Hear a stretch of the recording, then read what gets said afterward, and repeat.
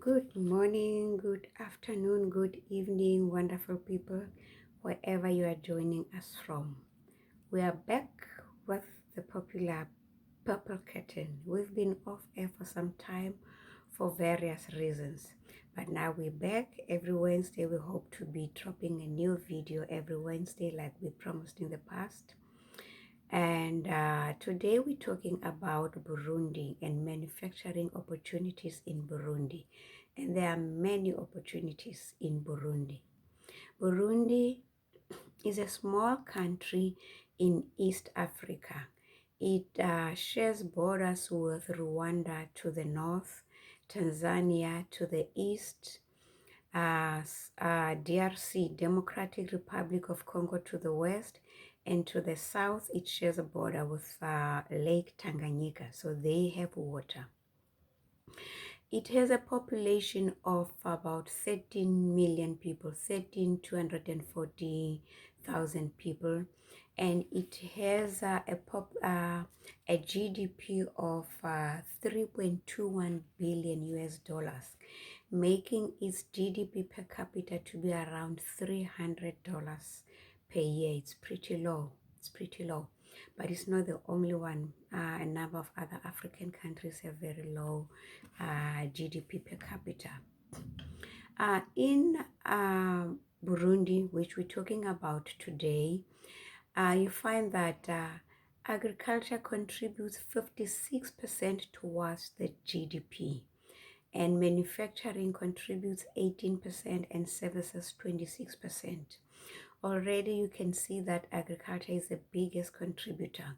And whenever agriculture is the biggest contributor to the economy and to GDP, then we know that the economy is not diversified and the economy is not industrialized, as it is the case with Burundi.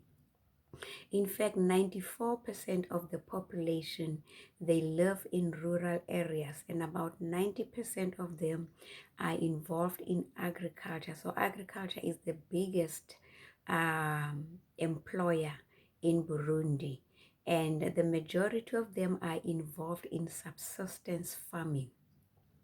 This already shows a number of opportunities, huge opportunities.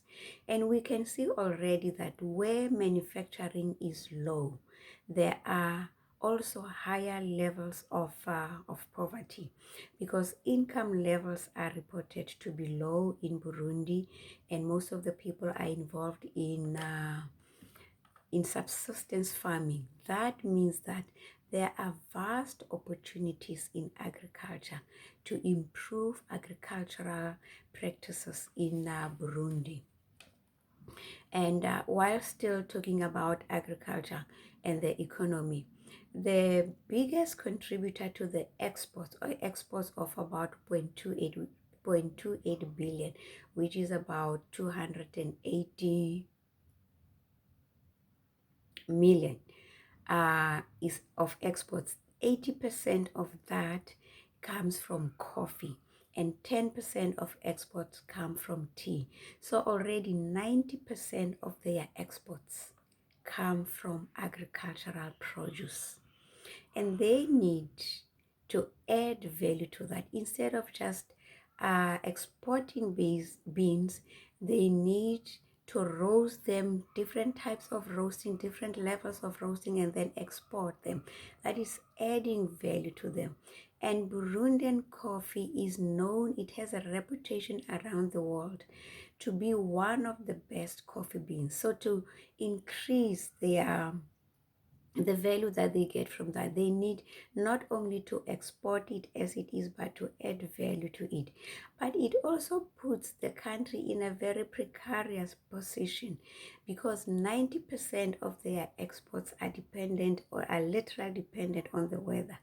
If agriculture is dependent on the weather, if 90% of exports come from agriculture, it means that the economy is dependent, or the economy and exports are dependent on the weather, which can be very volatile, as we see now lately.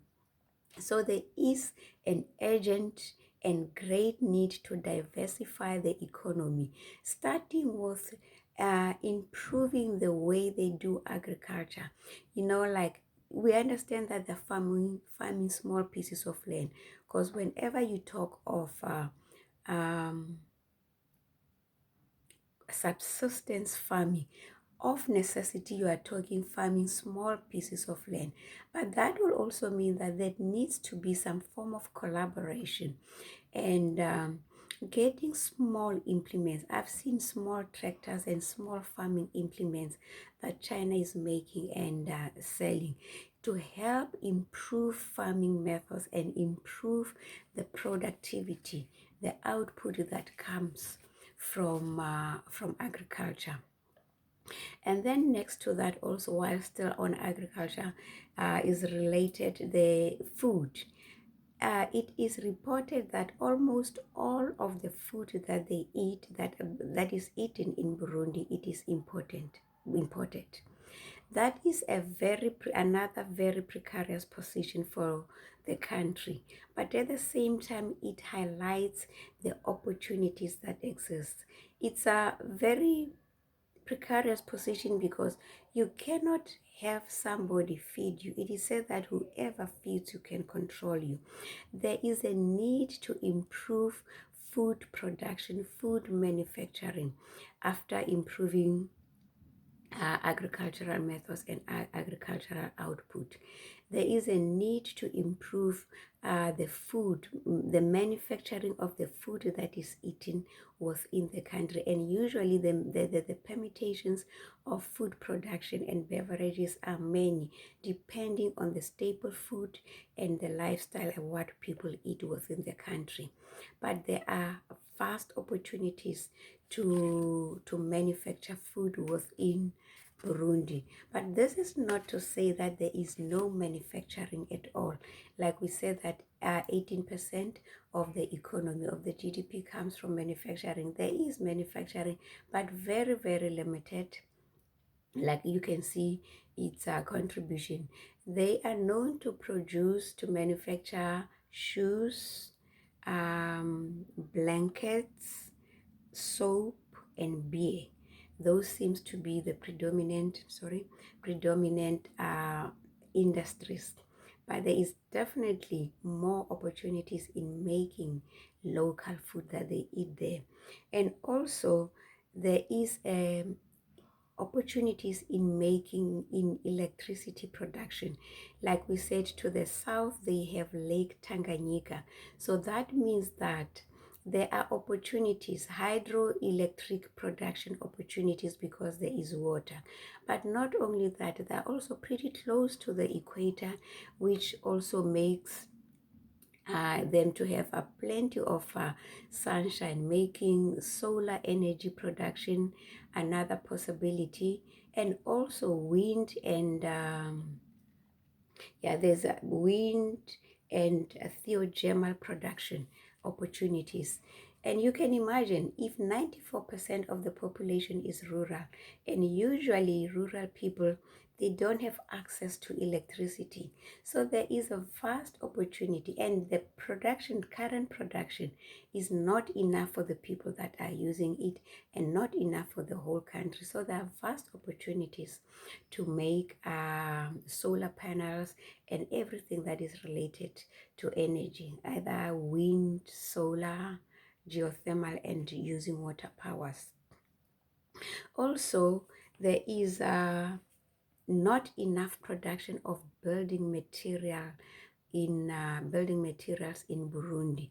So that would mean things like bricks, cement, mixers, troughs and wheelbarrows, tiles, roofing materials, glass, window frames, doors, door frames, bathroom sets, and also that gives rise, one need usually gives rise to another need or to another industry. Because if you talk of building, there's also need for carpentry. It gives rise to carpentry because you need kitchens and built-in wardrobes. So those there are also a need. And also I think we missed it when talking about agriculture. Almost all of the chemicals and the fertilizers that are used in Burundi, they are imported. So there is a vast opportunity also to make chemicals and to make fertilizers within Burundi. There is a vast opportunity. Everything, every fertilizers, it is reported that they use, they are importing it. And I know one might say, but they are importing it. So it's not like when I come, I have no competition. I get that, but also I say, when you come in, you have very little local competition. And if you can come in at the right price and just hit below your competitors, the importing ones, hit below your competitors' price, you are more likely to attract customers and keep them, because remember that we said the country is a low income one, and when the income levels are low, the price levels become very important. They are the determinant of purchasing decisions. So if you come in at a not necessarily very low, but you hit below your competitors' prices, hit below the current import prices, you are more likely to to attract people and make very good money, because you are the only one inside the country doing that, and people will buy yours because you are producing locally, you are creating employment for the people, and your prices are also very low. And also, that when manufacturing improves, that gives rise to packaging.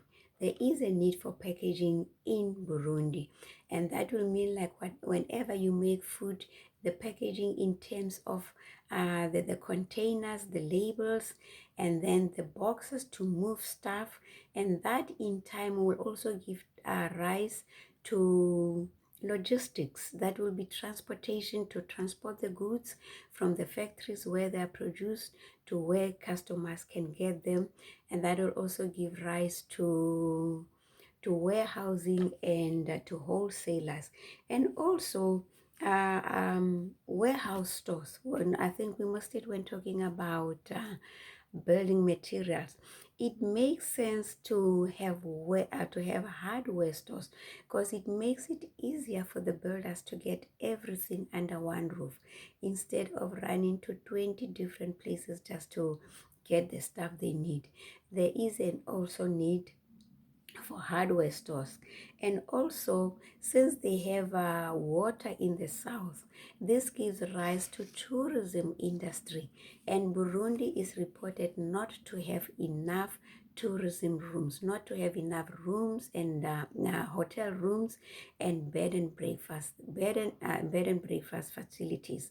So rooms and are needed in their national parks. There's not enough of them. Also to the south, where they have water, to develop the tourism industry. Rooms, hotels, bed and breakfast are needed, but not only that, also the kind of stuff, a kind of sports that people on holiday would need, like water sports. And I would say, instead of buying the boats and the race boats and whatever, rather make them, learn how to make them, hire people with the skill to make them. You'd rather buy the engines for a start, but rather make them, because as you make them, you improve industry, you create jobs for the local people, you add to the GDP of Burundi. Like we've seen that the GDP is low and GDP per capita is also very low. Rather than buy them and import them and bring them into the country, make them, because in making them you create jobs and you also impart knowledge and skill to the local people. Whatever sports that the people would need, and also that would give rise to boat rides in the water, either sunset boats and also during the day, and also that gives rise to to restaurants and places where people can just hang out and have drinks and rest and relax, and whatever kind of sport that you can think of, like maybe paying a small fee for to pay to play a volleyball on the beach and stuff like that, renting out anything you can think of that goes along with making a holiday a memorable one. And the South has got a potential for tourism. And also there's a need for passenger and freight transportation on Lake Tanganyika. That means that talks of boats and ferries, because you find that there's not enough, and sometimes they are so overloaded because there's not enough of them. So transportation, ferry transportation on Lake Tanganyika to other neighboring countries and other neighboring towns is an opportunity that exists. And also ICT is said to be growing rapidly. In spite of the rural population, ICT is said to be growing rapidly in Burundi. So that gives rise to internet, the need for internet and anything internet related. In fact, broadband and fiber is said to be untapped in Burundi. So there's a vast opportunity there to bring broadband, although I know we particularly talk about small opportunities. It may not necessarily be a small or fiber to the people of Burundi. And also, that would also talk of cell phones. If you are going to bring internet, there is also a growing need for cell phones. Instead of importing them, you could assemble them. Import the parts, assemble cell phones and tablets and laptops in Burundi, and also that would strengthen the economy and create employment. So these are the opportunities that exists. And then infrastructure is very limited. Infrastructural development is still very low and limited, and the government is encouraging public-private partnerships. But I know that now that when we're talking about this is big, like talking about roads and bridges and toll roads. These are big. We tend to focus mainly on small and medium opportunities. These are big, but for somebody with more money and interest in this, the government is encouraging those private and public partnerships with them. And yeah, that is what we could come up with. But development will always in manufacturing will always start with foodstuffs, food and beverages, because that is the cheapest, the easiest to start with, and it creates employment, it strengthens the economy. So that is what we could come up with. And there are vast opportunities in Burundi. An investor is guaranteed to make good money, and those are the opportunities we could come up with. And thank you so much for choosing to listen to us, and see you in our next video. And thank you very much for choosing us. Bye bye.